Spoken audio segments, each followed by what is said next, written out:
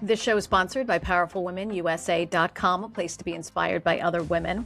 Hey, everybody, I'm Jill Conway, and you know me as the host of Secrets of Powerful Women, a show dedicated to celebrating and supporting strong and successful women and sharing their stories. Well, today's show is part of a limited series I'm calling Secrets of Powerful Men. So this series is not about shifting away from women. It's about expanding the conversation because women don't exist in isolation. We exist in relationships, in business, in leadership, and men play a role in all of that. So as always, I'm hoping that you will be inspired by this conversation to pursue your own dreams, reclaim your voice, and discover your strengths. So my guest today, and you can see him there, is Dr. Sean Levchuk. He is a world-renowned pediatric cardiologist, director of the Pediatric Cardiology Department at St. Francis Hospital in Long Island. You've seen him on the news countless times over the years, in part due to his incredible work with the Gift of Life International program. And in my opinion, he's truly one of the top doctors in the world. So Sean, welcome, and thanks for coming on. Thanks for having me. It's all good. It is, yeah. You're a pretty amazing guy, and he's very humble, everybody. But we're gonna talk about it all. So, Sean, I had read that you have saved over 800 children. The number's probably more over the course of your 30-plus year career. That's remarkable. It's been, the relationship with the Gift of Life has just been amazing, and it kind of started out back in the day when I was a young resident, and I kind of always liked the idea of it, and the timing worked out incredible because the guy that was doing it was ready to retire, and it kind of was segued into me kind of picking up the ball back in 1996. So it was great. Now tell me how do you describe your job? Helping out. It's an honor and a privilege to take care of children with heart problems, to interact with their families, and to be able to give them an assist, during the time when they need it. Maybe it's telling them that everything is great, and maybe it's correcting the problem that they were born with, or, helping them through the tough times. So I kind of, I think, I probably am downplaying it, but I feel like that's probably what I do. Well, what's the youngest patient you've seen?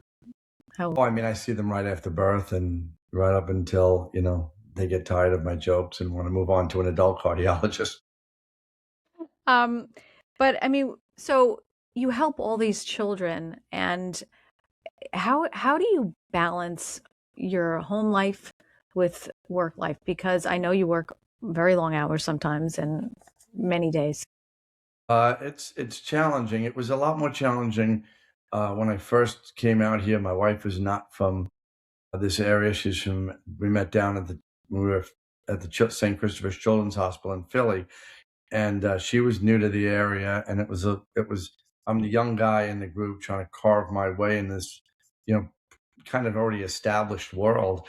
And, I'm this young kid, with a lot of ideas, but, so you have to put a lot of time in. And then, then when the kids come, it really gets time consuming because, you're trying to, do what you can. You want to be there. And were many a nights back in the day. And I joke with this, that I'd come home, have dinner with the kids and my wife.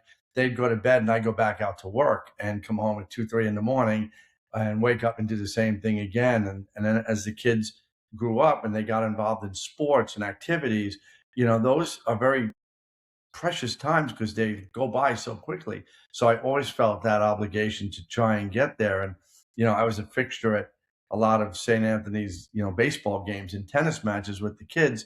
And a lot of people didn't know that, they'd be like, oh, we're going to go home and maybe we'll go out, let's grab dinner. And I'm like, no, guys, I'm dropping the kids off and I got to back out to work. So it was a juggling act. I was blessed with an amazing partner. She did it all. I don't know how she got it all together, but she made the kids got them doing their homework, had them cared for, and she didn't really let off the gas pedal either. Yeah. Well, I just want to tell everybody, because I've taken my own son to you, and what is amazing to me, and so many people have said this, like, you give people your cell phone. You give parents your cell phone, and I'm one of those people. You give me your cell phone, I use it, right? So, but you seem to give it out to everybody, and because of the situation of the, I guess, the issues that could come up. Well, I've always felt that since I know the people and the children and the cases, I have a really good memory. I can, within a reasonable, degree of certainty, I can almost remember every kid I've taken care of. I don't know why. I'm kind of a savant like that. I can also remember old TV shows from the '70s, but I thought it was always easier if a parent knew they had access to me, especially for when things could get really jammed up. And if they call the service, they get my partner, and maybe he doesn't know them like I know them, and I can say, all right, great, I know him, I know what his normal is.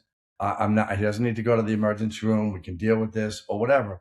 So I've always felt that I'm. It's helping the families a lot, but it's also helping the quality of care because it saves on unnecessary emergencies. Because I can say, well, no, we're good. You don't have to run to the ER. You don't have to go to St. Francis and sit in the emergency room for 2 hours.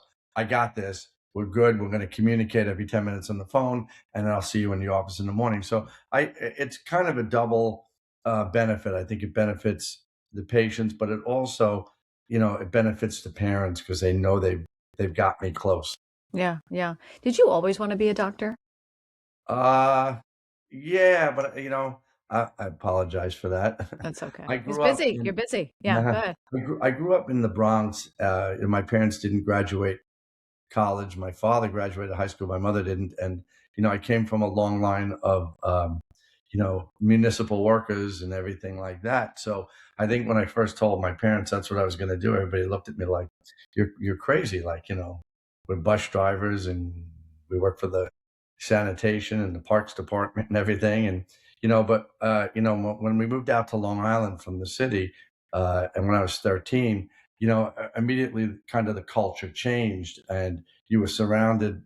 I went to school in Conway with a lot of very smart and academically gifted kids. Not that they weren't in the city, but they just seemed to be all over the place when I moved out here, and it kind of pushed you to challenge yourself.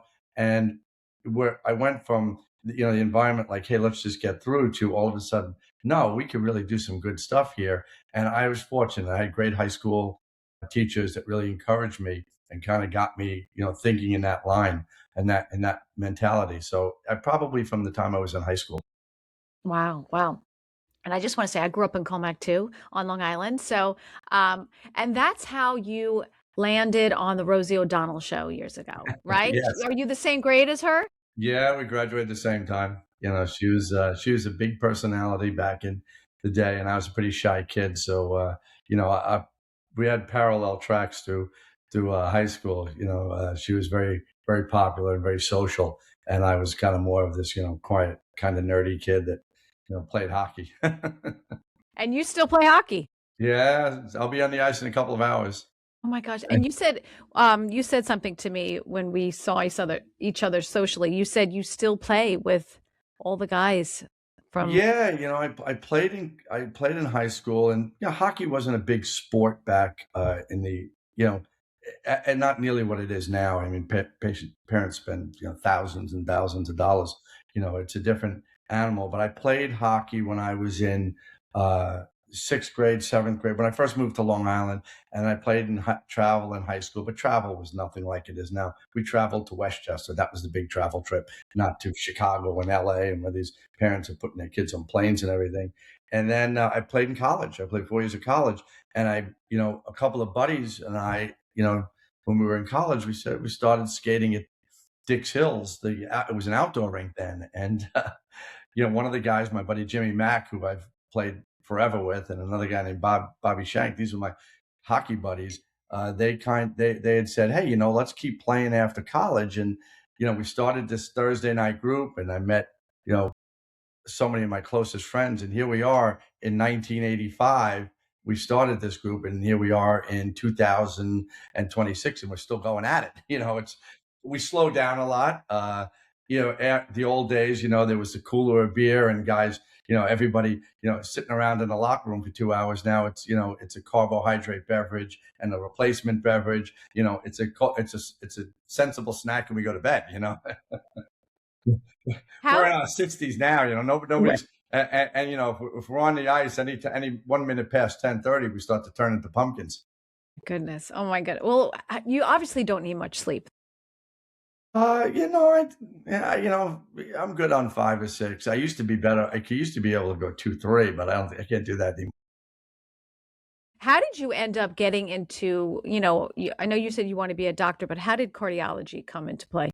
It was the probably one of the luckiest things that ever happened to me, and I say lucky because, uh, you know, I knew I always wanted to go into pediatrics, and my classmates in medical school used to make tons of fun of me. They say, "What the hell you want to go into pediatrics? It's the lowest paying specialty. You could do so much. You could do other things." But I always knew I love kids, and I always said, I tell my son, who's a third-year medical student now, I tell him like it's a calling. You either feel that from the second you walk into your pediatric rotation, and if it doesn't get you, then you're done, and you pick another area of medicine. For me, it was always all about kids, and for my rotations and everything. So I did my residency in pediatrics. I actually had thought I was going to go to Westchester County Medical Center at Maria Frieri, and at the last minute, I ranked Winthrop in Mineola above it. And by some chance, I got Winthrop.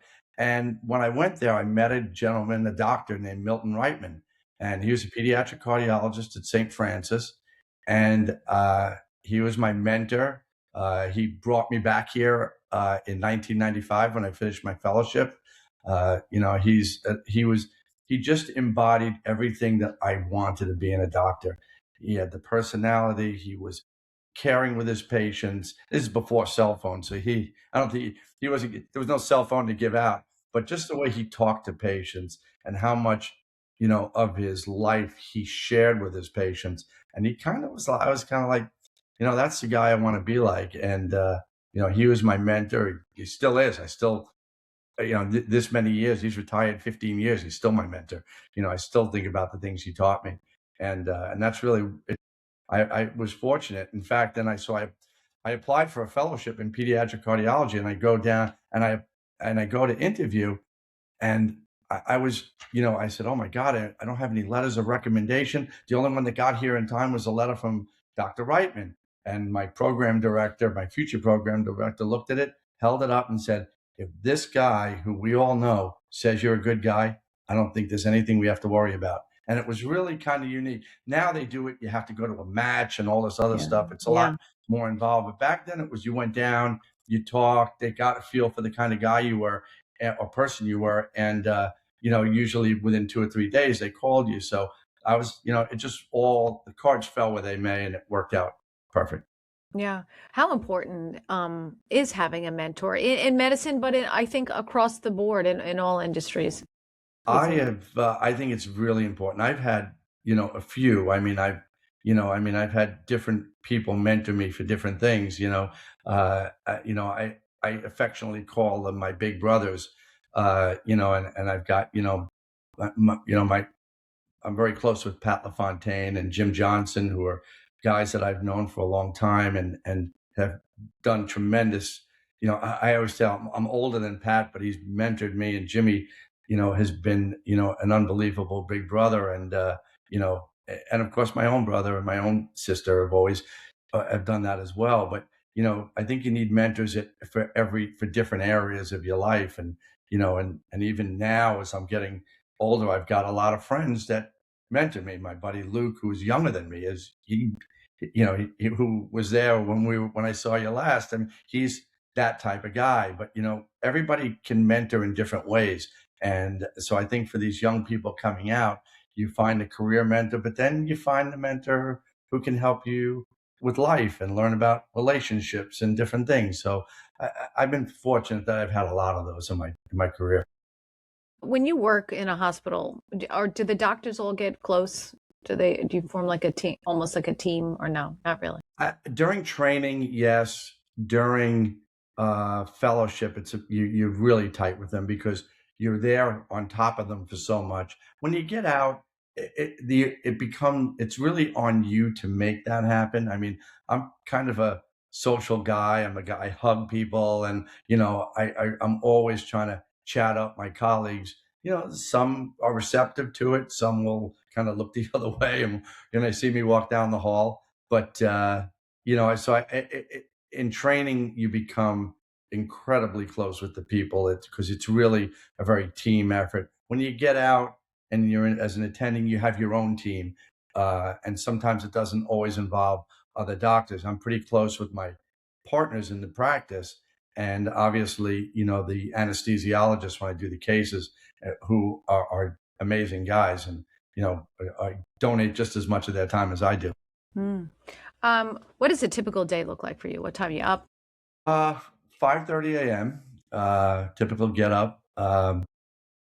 The electronic medical world changed everything because the first thing I do when I get up is I pre-prep the chart. So I go in remotely and I kind of get I can put certain blocks of information in that are available.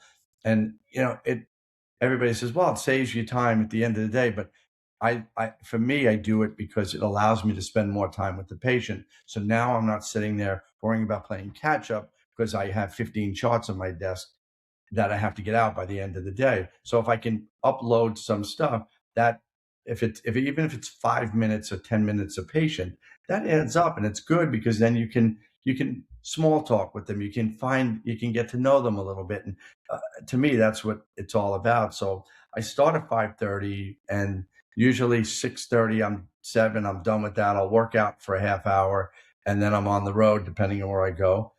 The office starts 9 and usually typically ends about 5:30. I'm usually there till 6:37 and get home, and here we are at it again. And if I have procedures, those typically start at 9 and they'll run through the whole day. And on those days, I'll stay really late just to make sure everybody's tucked in.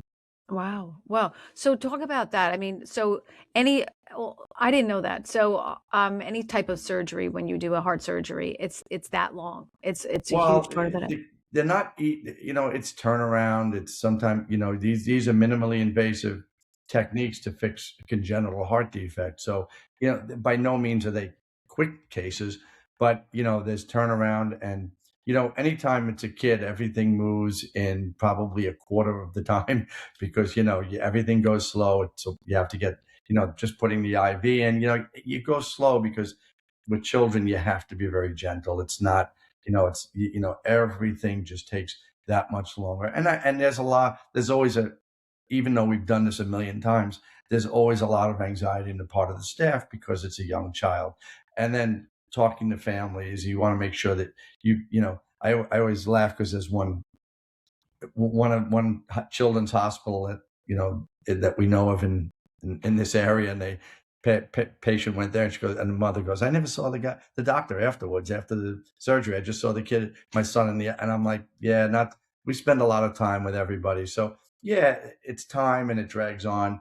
They're long cases, generally in at least an hour and a half. And then when you add the turnaround and charts and orders, and it ends up being a long day. Yeah. What's the most common heart issue amongst of the patients you see, of the children around the world? Well, the most common problem is something called a ventricular septal defect, which is a hole between the two lower chambers of the heart. Those are the most common, and we see a lot of those.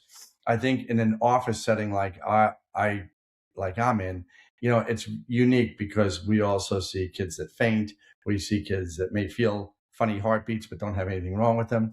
We see a lot of athletes that have family histories that want to pursue, high level athletics. So they want their heart screened. So in our practice, I would say the most common kid is probably the healthy kid because a lot of the kids come there to make sure they don't have anything. There's maybe an index of suspicion on the part of the pediatrician. But in terms of congenital disease that actually requires long term treatment, it would be a ventricular septal defect. Wow. I have to say this because that's how I think I first met you. Your office, your program is you offer free heart screenings to high school athletes, Yeah. which is Yeah. remarkable. Yeah. Yeah, it was a great program, and I laugh about it because the idea came from, of all people, an orthopedic surgeon. I told him, I said, I didn't think you guys thought about anything. But he came up to me, Rich D'Agostino had come up to me 17 years ago, and he goes, hey, I got this great idea. I think you should donate a day and screen a bunch of kids from, the high school athletes. And, and it was a Sunday, and we saw, I think, 60 or 70 the first Sunday. And we were like, it was, we were so disorganized, but we got it done. And then afterwards, people are like, wow, that's a really good idea. Do you want to do it again? And I kind of presented this idea to the hospital. I said, hey, we could do this and make this a regular thing. And myself, a nurse named Teresa Kelly, and Kathy Kenyon kind of got the hospital behind it. And that was 17 years ago. And we're still going strong. Sadly, Kathy Kenyon passed a year ago, and we actually renamed the program in her name. It is now the Kathy Kenyon Student Athlete Screening Program at St. Francis, and we're still going. We're almost 4,000 kids we screen, and it's myself, my nurses, and I have a couple of echo techs that work with me in the office to come out. We've got the hospital to back it up, and it's really a great volunteer program. And it's nice because they show up. There's no, insurance cards and all that goofy stuff that you have to deal with. They fill out a form. They come in. We do the EKG and echo. I sit with every patient. If there's anything suspicious, we haul them back to the office and see them in a more of an organized setting. But we have a hit rate of about 10%. Wow. Yeah. Anything serious that you've A couple here and there, a couple of things we had to wow. fix. One kid, we fixed his heart problem. He went and got a track scholarship, so that was pretty good. He said, I'm What? almost tired. And I said, I Yeah. think I know what's wrong with you. He fixed it. He goes, came back, 6 months later. He goes, I want to show you this. I got a track scholarship. I said, I guess we knew what we were doing. Wow. So, I mean, we've often heard of the stories. I can't say often, but I remember reporting them. Someone gets a baseball player or something gets hit in the chest with a ball, and Yeah. he ends up having a cardiac arrest or something. What happens in that situation?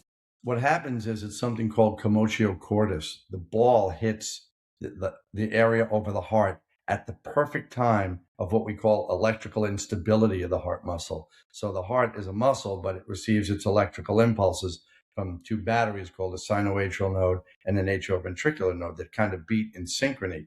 But during that kind of, if you are drawing out an action potential, there's a certain phase of the action potential of the muscle that is a little bit unstable. And if the hit's at that point, it's going to throw you into a ventricular arrhythmia. Wait, repeat that again because I lost you for a second. So, I heard you say so. He's playing, and if it upsets the electrical. Yeah, if the ball hits over the heart at a heart, and it doesn't even have to be super hard velocity. It's really more of a timing thing, though the velocity doesn't help. But the action potential of the cardiac muscle cell has a period of instability. And if the ball hits right at that point, it disrupts that and can put the heart into a ventricular arrhythmia. How are you able? How are you able to watch a football game or a baseball game or anything, even with kids or adults, and not be like, oh, I, and I believe it or not, lacrosse has always made me the yeah. most nervous. And, I had a student a while back who's now a pediatric resident. That was a college lacrosse player, but as a high school lacrosse player, I took care of him after he had that. And fortunately, they had an AED and shocked him back. Yeah, yeah, he's actually on his way now, and he's going to be a real good physician. He's in his second year residency now. Kid's a smart Amazing. kid. Yeah. Yeah, I was gonna say, I mean, I've always, my son had many concussions from soccer over the years, and I would be sitting there biting my lip, like, oh, but there's so many things that could go wrong, and like you said, the wrong hit, the wrong area, and you're in Just at trouble. the wrong time. It Yeah, happened to the player mm, in Buffalo Bills just right, 2 football seasons ago. right, right. That's so interesting. So, all right, as a very basic question, electrical impulses, they go in a certain direction around the heart. Is Yes, that okay? yes. Yeah, they Like do. clockwise, kind of like Well, what? they go up, begin at the upper chamber, spread to the lower chamber, and then what they call repolarization. The whole thing comes around and starts again. So it's basically a big giant loop. All right, and then we'll go to break in a second. I guess so. Do any kids have heart attacks? I mean, like the classic, like that adults would? They can if they have congenital coronary artery anomalies, and those do happen, and they're rare. They're easier now to pick up than they used to be because the ultrasound techniques have gotten so good that we can actually see the coronary arteries. But back, 10, 12 years ago, the ultrasound didn't have the ability to pick these up. And because they're extremely rare, you don't always think about it. And, there's not a lot of warning signs. Nowadays, with the quality of echocardiography, we can pick the coronary arteries up on a screening echo, things that we never would have been able to do. Like I said, even 10, 12 years ago, Well, those, yeah. Go ahead. and those are the ones that can have the quote heart attacks. Now, if someone has a viral infection of the heart or has an underlying myopathy or diseased heart muscle, they'll look like they're having a heart attack, but it's not like, grandpa with the blocked arteries. Right, right, right. Oh, wow. That's so the modern technology that we've seen, especially I feel like the last few years, even more so in AI, has that changed your job in any way, good or bad? It's made it better because it's a little easier to say with confidence that everything's okay. We there back in the day there were a lot of assumptions. You're like, well, that's pretty rare, so it's probably okay. And this is going back, to the 90s, and when I first started out here, and I was actually talking about this today to the residents at Good Samaritan when I was over there giving a lecture. I said back in the day, the echocardiogram was so poor that it looked like you were watching a TV that was unplugged from cable. You kind of thought you saw something in there, but you really couldn't, and now the probes back then were 2 megahertz and now they're 12.5 megahertz. The software packages can condense images and you can see a lot more. And I think MRI has made that even 1,000 times better. The days of repeatedly doing angiograms on kids is over. We don't do that anymore because the technology has made it better. So has it made my job easier? It's made it, I think, better for the patients, which filters down to me as well. Hmm. All right, I love this. All right, let's pause here. We have so much more to talk about. We'll be back with Dr. Sean Levchuk after the commercial break. You're listening to Secrets of Powerful Men, a limited series and part of the Secrets of Powerful Women family. So help me get the word out. Share this with your friends because this is really good. We'll be right back. Hey, everybody, if you're enjoying this conversation, please take a second to follow and subscribe to the Secrets of Powerful Women podcast on YouTube, Spotify, and iHeartRadio, Amazon Music, and Apple Podcasts. Because every share, comment, and review helps us beat the algorithm and reach more women like you with powerful stories, real conversations, and inspiration to step into their next chapter at any age. And if this episode spoke to you, share it with a friend who needs to hear it. Join us at our next event. All right, welcome back. You're listening to Secrets of Powerful Men, a limited series and partner to Secrets of Powerful Women. Dr. Sean Levchuk is with me. Sean, we were talking about, obviously, all the lives that you've saved, and you work with the Gift of Life program. Can you tell everybody what that is? The Gift of Life is an amazing program. It started out of the Manhasset Rotary Club, and when they got a letter back 50 years ago from a child in Uganda that from a Rotary Club said, we have a child here that needs heart surgery. And the Manhasset Rotary Club knocked on the door of St. Francis and said, we don't know what to do with this letter. Would you guys be interested of donating this surgery? And that's where it all started. And, it started as this little mom and pop organization out of a Rotary Club. It's a Rotarian project, but now they're up to 70,000 kids worldwide they've operated on. And it's been an amazing transition. Even in my time, I jumped in 96 as an attending, but I took care of these kids in 90 when I was a resident. And, what they've done is they've really, gone into these countries and not only just brought kids over, but trained a lot of their doctors on how to do these procedures. So a Mm. lot of the money that they generate doesn't just bring a kid to St. Francis or to, to Mount Sinai or Columbia, whoever else is doing these. It trains, it enables a lot of these countries to do their own cases. So in the case of Poland, like when I started for years ago, a lot of kids came from Poland. They don't come from Poland anymore. Poland's got their own game. Um, Dr. Balboni, who was the original chairman of pediatric cardiology at St. Francis, he would routinely go to Korea and Japan. They don't need us anymore. They got Gift of Life set them up, and then, so they're kind of doing that, and so they've really done tremendous from this little kind of tiny little Manhasset Rotary Club to this worldwide program, and I've been fortunate to be involved in it. Like I said, since '96, as one of their treating physicians. Yeah. Is there any specific, case or child that you remember from that Well, really? early on, when I was a resident, I took care of a kid named Nicholas Curlin. He's a grown man now. I took care of another young boy, I just got a picture from. He's from Poland, and they sent me a picture, and he's a grown man with a family. 2 years ago at St. Francis, a gentleman walks into my office with a file, and he was from one of the Eastern Bloc countries, and I can't pronounce it if I tried. Mm. And I said, "Oh, what are you doing here?" He goes, "Well, I wanted to thank you for saving me." And he showed me the picture of me and him back in 1999, of me holding him, and Wow. now he's a grown man with a family, and he brought me a file of a child from his country that uh, that needed something, and we brought him over. And so I said, it's kind of paying it forward. And obviously, Oh.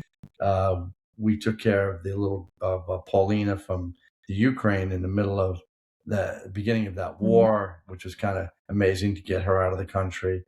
But Yeah. every kid leaves a little memory in my little bit in here that I don't forget. Yeah. What was like one of the worst like health issue that you've seen? Is there something that was really like you were like, how did this even happen? Early on, we would see a lot of kids, believe it or not, from Russia that really Mm. had, around the time these kids were filtering over from Chernobyl, Mhm. fallout from the Yeah. Chernobyl, and we were seeing some crazy hearts. And back then, I was always minimally invasive, but there was a surgeon named Paul Damus who was doing the open stuff, back in the day, and Paul, who was pretty bold and good surgeon, Mm. I remember one case, he looked at me, he goes, "Take a look at this. You're never going to see this again." And Wow. then you do the back, and it's they were right near the fallout uh, Wow.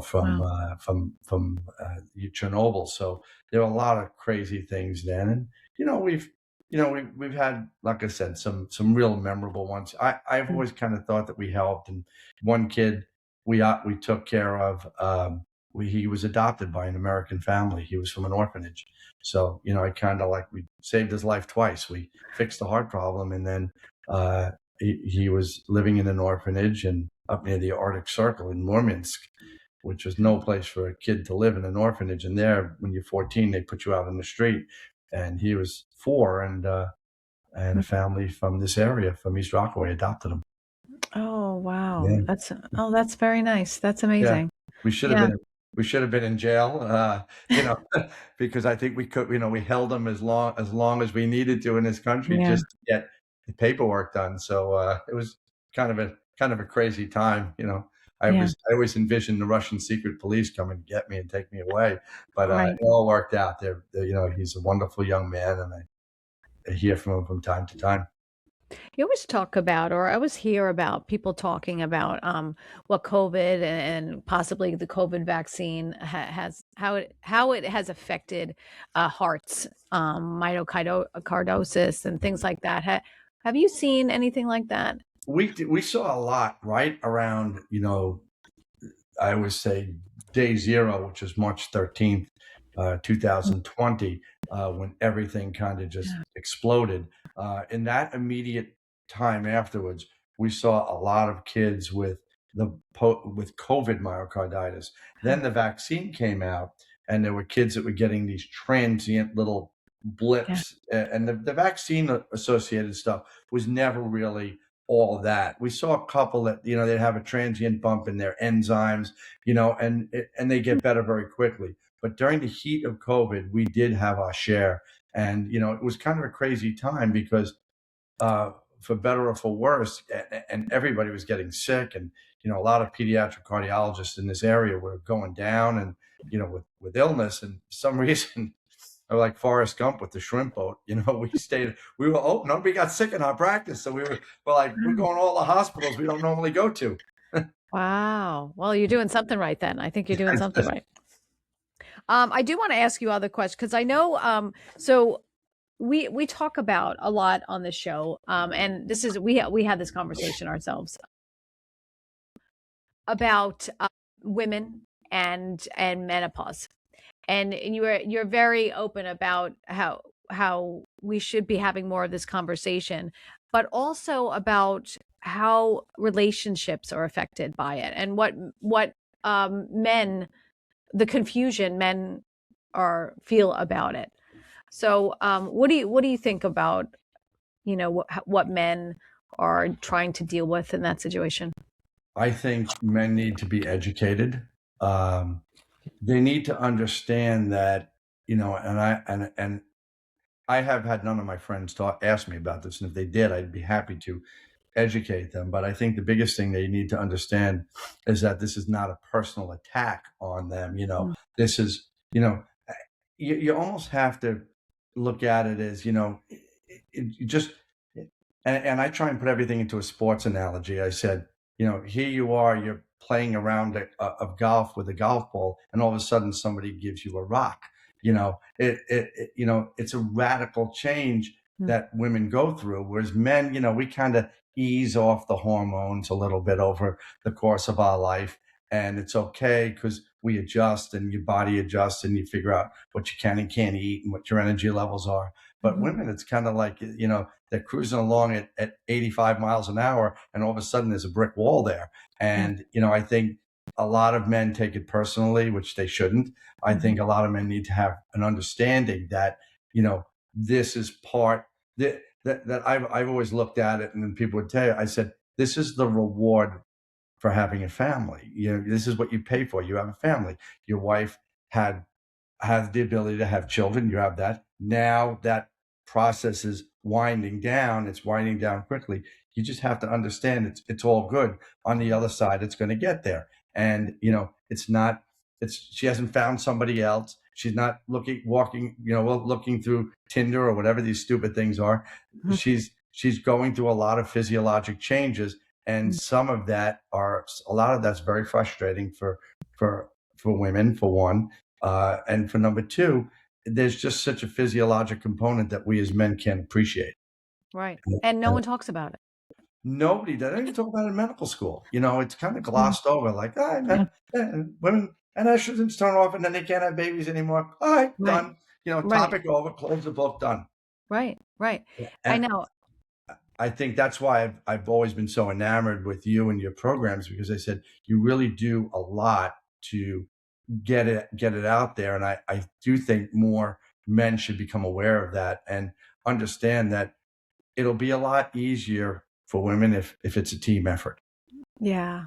Well, but I don't think, still in this day and age, women don't know what's going on in their bodies either. You know? Yeah, that It's, it's hard because yeah. everybody, and so many women move at different paces too. It's kind of like the Long Island Expressway too. Some women That's, hit it right away, and they hit it in their early 40s. Some hit it in their yeah. mid 50s. Some hit it quickly. Some hit it slowly. I think it's just I think that everybody's there's no off the rack. Everything's a custom Yeah. fit. Yeah. I want to stay on this for a little bit because I want to ask you a couple of the questions just about the Sure. whole male woman dynamic because you're our first male on the show. So you're going in the hot seat. Okay. All So, good.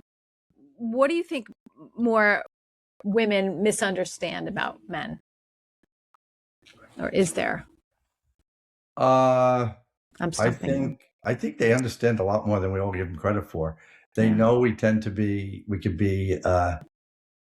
revert back to our juvenile days a lot, when we get all with the guys, the age goes out the window and we're just acting like a bunch of knuckleheads like we're 17.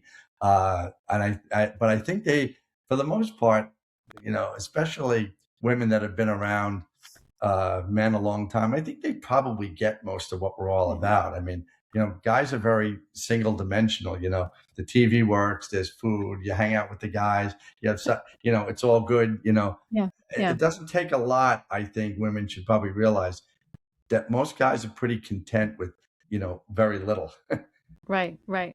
Well, I mean, I've met your wife and she's fantastic. I Yeah. mean, she really, truly, and you guys seem like you just have a wonderful relationship. And like you said earlier, so much of it when you were working, it fell on her shoulders. So, Yeah. what do you wish more men knew about women that you learned? I think men should understand that they need to be patient. Um, I think men should understand that women like a plan. I think that's a big thing. I think if you Yes. wanted to, women like to know what's going on. They're not, by their nature, it's just, and I think that the biggest thing is they just have to understand that physiologically we're very different, and their responses to stress and stress and illness, et cetera, are going to be very different than ours. So Mhm. we can't project how we deal with things onto them, because they're going to have a very different mindset of that. And I think, I always said what makes a partnership good is that their strong point is your weak point, and Right. your weak point is, your strong point is their weak point. So I think, that's, I've always said that if I had to say one thing, I would say just understand that the difference between men and women is not purely anatomical. There's a lot different there. They have to understand that. Mm. Oh, well, speaking of that, are women's hearts different physically than men's hearts? They will age better because the protective effect of estrogen, um, and I think that's the biggest thing in terms of aging. They're less likely to get a lot of long term. Though now that's changing. It definitely has changed a little bit, but their degree of atherosclerosis has always been a little less than men. Wow, wow. All right. So, what is the most valuable relationship advice that you have ever received that you want to share? Uh, for my mother, don't go to bed angry. Mm, Work it out. mm, Don't. Well, my mother said that to me on my wedding day, and mm. "You want the secret of happy marriage?" And I thought she's going to say, make a lot of money, wash the dishes, and she just said, That "Just helps. that helps." Oh yeah, I learned that quick too. But you know what? My father always did it, so I Yeah, naturally do it. And so yeah. I can't really cook unless we're pretty much in an all toast meal plan. But you know, but my mother always said, never go to bed angry. Yeah. Just, always put your head on the pillow. If there's something, work it out. Go to bed with, because, and at the end of the day, you're all in this together, and that's a big thing, especially Mm. as you grow together, you raise a family together.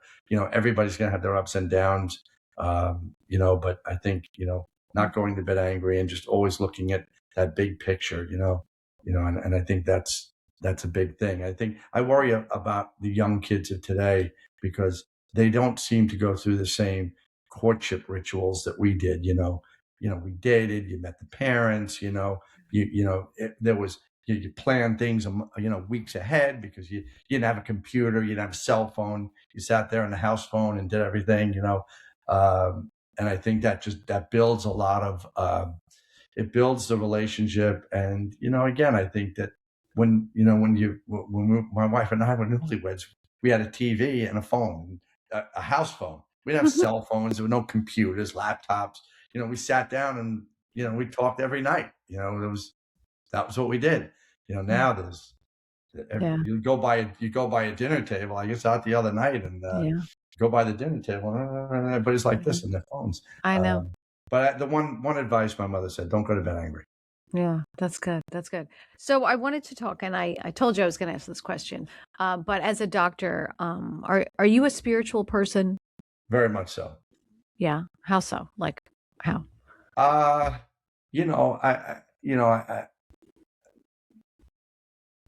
God cures the patients, doctors take the fee. Ooh.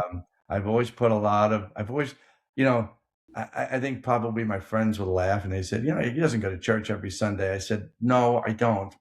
But that doesn't mean I don't have a strong faith. And, you know, uh, a dear friend of mine who I think is probably one of the most inspirational guys I ever met, a guy named Pat Lennon, who was a former Major League Baseball player. And, you know, the complete opposite of me. He's 6'5" and an African American, and I'm this short little, blonde haired, blue eyed guy. And I was thinking when I hug him, he practically can break me in half.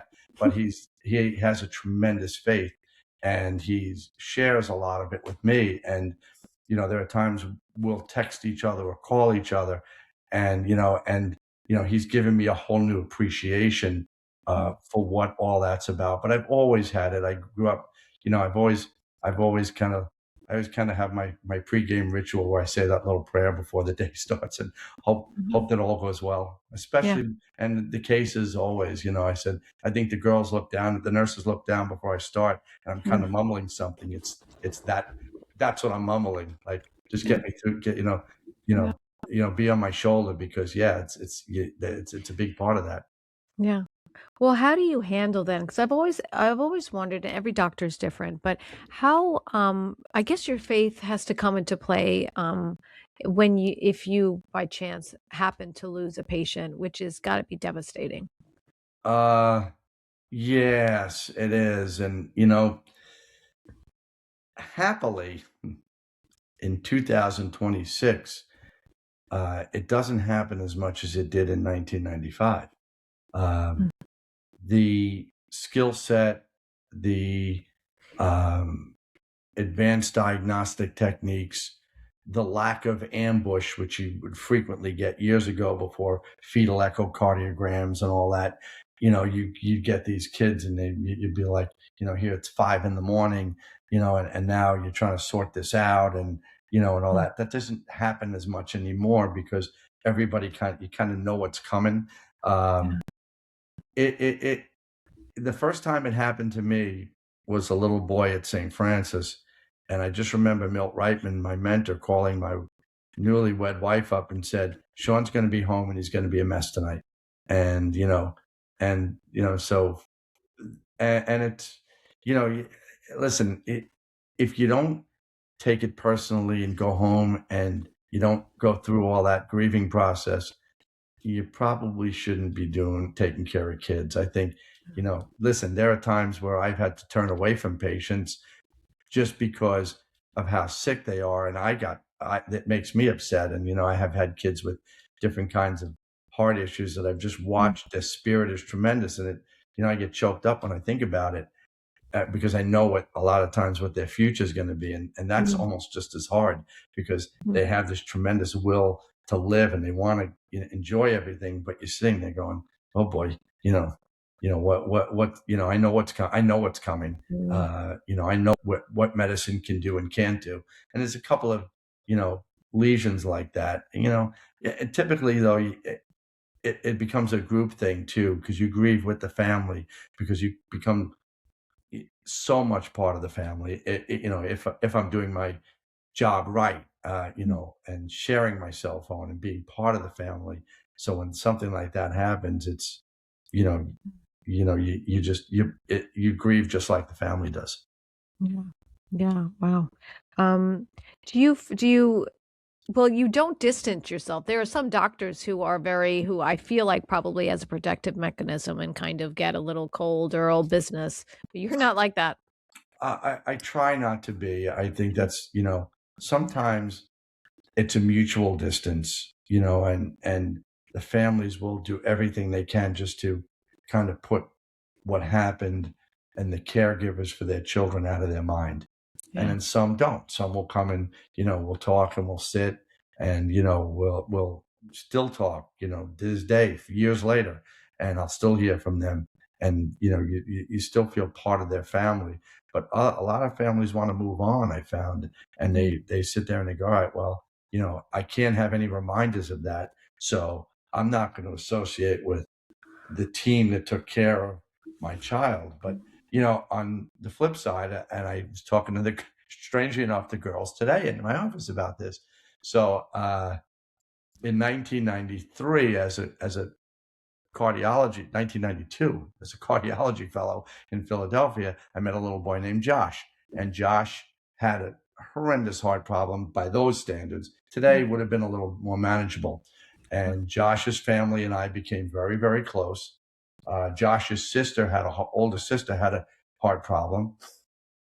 Josh unfortunately passed. Josh introduced my wife and I, by the way. Little 7-year-old kid learned how to use the beeping system at the children's hospital. And he would beep me every time. And he would say, hey, he'd go, Sean. He would also call me Sean. Sean, you got to come up here.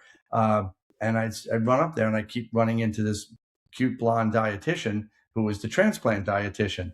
And lo and behold, the paths crossed, and here we are. 31 years later. And but when Josh passed, I kept in with his family, and then they relocated to Florida.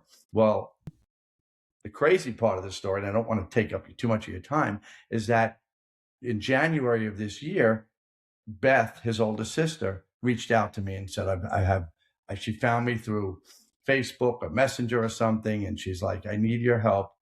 And so I happened to be in Florida. So I said to her, where are you? She goes, well, I'm in Nokomis, Florida. I said, what's your address? She said, what are you asking for my address for? I said, just give me your address. I said, well, you at your house now? I said, yeah. She goes, great. I'll be there in 5 minutes. I pulled into the driveway. I had not seen Josh's mother and Beth, because Josh's mother lives with Beth now. I had not seen them since 1995. And I walked in, and the same stories about Josh came out, and the mom was, reminding me of how young I used to be and everything. So, that's a family that they lost a child, but we always made, we all grieved together, and now we're together helping the other sister. Yeah. You seem like you really give back. You really care, and you give back. And you teach. You go and do a presentation at St. Anthony's High School still, right? Yeah. Like at least Yeah. a year, every year, or a couple times a year. Yeah, a couple of times. I'm very proud of that. It's we started that at a meeting at the Sweet Hollow Diner, where everything happens with St. Anthony's people. You always meet at the Sweet Hollow Diner, and Don Correo, myself, and we came up with this idea. My older guy had said they wanted me to give a lecture, and one thing led to another. I gave the lecture, and now started this whole teaching program and shadowing program. And I'm proud of that, because we have a lot of kids that took advantage of that and now are in medical school, and some are in residency. One of them being my son. He's a third-year medical student, but went through the shadowing program just like all the other kids at St. Anthony's. Yeah. What advice would you give to someone listening to this who says, you know what, maybe I should go into medicine? I don't know. It seems like a lot of schooling or something. Like, what advice would you give to someone who's thinking about it? I would tell them to do it. There's nothing more gratifying than being able to help somebody. You can work in a world of finance, and I have again, if my buddies are watching this, they're laughing at me, because these guys are all uber successful and whatever, driving around in fancy cars. And I always tease them. I said, when you're done, someone else will be there to replace you. I said, when I'm finished, there's going to be a lot of people who are going to say, wow, I'm glad he did that with his life. And I think in medicine, there's no more gratifying thing to know you gave an assist to help somebody, whether it's maybe you did their procedure, maybe you got them the right medicine, maybe you did what you had to do to maybe you just comforted them and told them their heart was fine. My buddy LaFontaine has a great saying: score your goals when you're young, because when you get older, it's all about the assists. There's no greater career to give an assist in medicine. And if you really want to help people, and at the end of the day, feel like your time on this planet meant something, there's nothing better than that. Oh my gosh, that's a beautiful thing right there. What are you working on now? Are you working with any gift of life potential? Yeah, we just had a Uh, little girl in from Honduras, left 2 weeks ago, and I've got a couple in the hopper. Immigration and visas are a little hard to come by these days, but mhm. that'll lighten up eventually. We've got a full slate for the student athlete, and coming that starts up in October. Uh, and just trying to help some of the young future doctors and get them in the right path, and my son included. So see what he wants to do. He's not telling me. He's keeping it close to the vest, whatever he's at New York Med, and I tease him. I said, that's where I really wanted to go, but I wasn't smart enough. He got in there, so he gets. I don't even get to wear the golf shirt that he gave me because I said I can't wear it. I didn't go there. You went there. But, yeah, we'll Is- see, and just helping him out. yeah. Do you have a life motto? That'll be my last question. Do you have a motto that you go by? You seem like an upbeat person, despite all the kind of Yeah, heaviness. I mean, yeah. I guess if I had to say one thing, it's always, always the glass is always half full. Mm. I never really try and get. I'd be a liar if I said I don't have my down moments because in medicine when you know listen there's downsides to it, and I don't want to ever sugarcoat it that the hours are long, it's a lot of work, and sometimes you're tired, but I think when you work around children, they give you such a tremendous energy that it's always nice to look at the glass is half full. I guess Paul Damus, one of my mentors, another one of my mentors, said to me, he put his hand on my back. He said, "Sean, life could always get worse." And so I kind of always tried to, make the best of anything. And again, I get into my dark moments from time to time, but then I watch, a rerun of MASH or Miami Vice, and I'm back to where it's so. Miami Vice. Oh God. Crockett and Tubbs. Yeah, Love that's them. my Yeah, love them, love them. Okay. I think that's it. I mean, I think I don't want to keep you any more than you've had a all long good. day already. No, Um, I'm but honored. this is fantastic. Honestly, really, thank you, Sean, for coming on. It's an No, honor of mine. thank you. All right. All right. Wait, stay right there. I'm just going to close out a big thank you. Dr. Levchuk, really one of the top pediatric cardiologists in the country, if not the world, for coming on the story, for sharing his incredible story. He's the first Secrets of Powerful Men we've had on. And I just want to say, I'm Jill Conway, and thank you for listening to the show, celebrating incredible men and women. I hope you're inspired to pursue your own goals, believe in yourself, and dream bigger, because your voice matters and your story can help others. So I hope you join me next time. Share this podcast with a friend and follow me on Instagram. Thanks, everybody. And thank you, Sean.